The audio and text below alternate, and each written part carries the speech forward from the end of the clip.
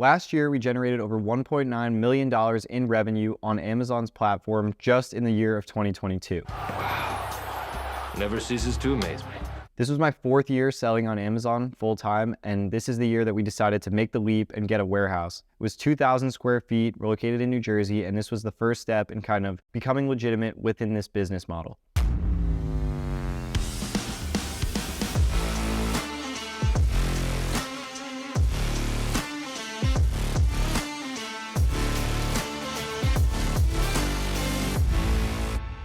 The things that we learned throughout the full year of doing this were probably unexplainable. And honestly, the amount of roadblocks that we hit throughout the process definitely taught me a lot more than I would have thought when going into this. Backstory, my name is Joe. I've been selling on Amazon for 5 years now. I've done everything such as drop shipping, private label, wholesale, online arbitrage, retail arbitrage. And like I said, last year we generated over $1.9 million in revenue at roughly a 13% net profit margin last year. This was, like I said, our 4th year running Amazon FBA businesses or Amazon businesses in general, and probably 6 years of e-commerce experience because before Amazon, I did do a little bit of Shopify and other types of e-com, although it never really went anywhere. Flashback to the first 3 months of 2022, we took the idea of maybe getting a warehouse to double down on what we were doing back with retail arbitrage and Nike, Adidas, and other brands like that, flipping them on Amazon. Before that, we would go around to the outlets every single weekend and try and buy up as much Nike and Adidas product as we can, bring it back to the house in the garage, repackage it, and ship it off to Amazon as quickly as possible. To date, before we started doing this, we were selling roughly $50,000 a month worth of shoes and clothes every single month in January, February, and March when we took possession of the warehouse. And we were making roughly $8,000 to $9,000 in net profit every single month. The margins were really good. The ROI was good. We were making decent money. And like I said, I was only working roughly, 3 to 4 days a week max with the weekends and then shipping another day or two. The RA business model, especially in the categories of shoes and clothes, is very, very difficult as you have to run around to multiple different outlet stores.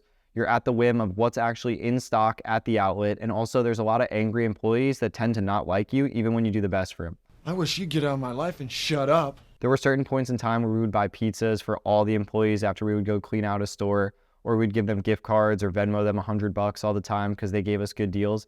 But there also were a lot of employees that didn't appreciate that type of stuff and just hated us for coming in there, even though at the end of the day, we were working really hard and we did our best to make things easy for them, being that we were buying so much stuff.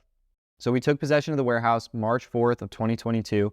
And basically from then on, we attempted to go around and buy 4 to 5 days a week and try and go around to all the outlets in New Jersey and buy as much stuff as we possibly could while we were there.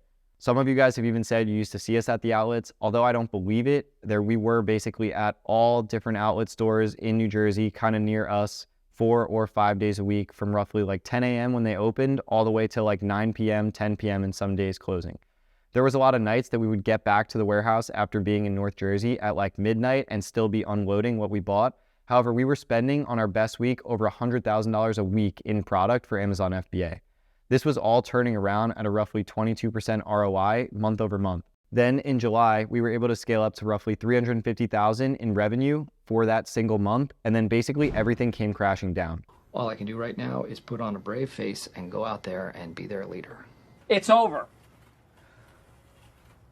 We are screwed. So we got really good at what we were doing. However, one day in July, Amazon gave us a cease and desist for Adidas saying we couldn't sell their products anymore. We then found out a week later that that was fake after paying an attorney. And then the following week, they pulled the listings for all of our Adidas listings.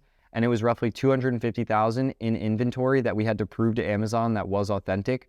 We were going through receipts for roughly a month and a half, and I decided to put a halt on all the shoe buying because of all of these issues that were going on. Shut it down! Everyone shut it down! Towards the end of the year, we then started to switch over to OA and wholesale, and it's been a different grind ever since. However, this is how we generated $1.9 million in sales with a mix of retail arbitrage, online arbitrage, and wholesale. Now we're doing better margins with less volume with wholesale, and it's a lot easier and less stress-free as a process. We've also opened up our prep center in the warehouse, and we've doubled in size since that last year when our lease came up this March. This year, we're looking to do over $3 million in revenue with just wholesale and a little bit of online arbitrage, and this is how we did it step by step. I hope you guys enjoyed this video, and thank you for your business.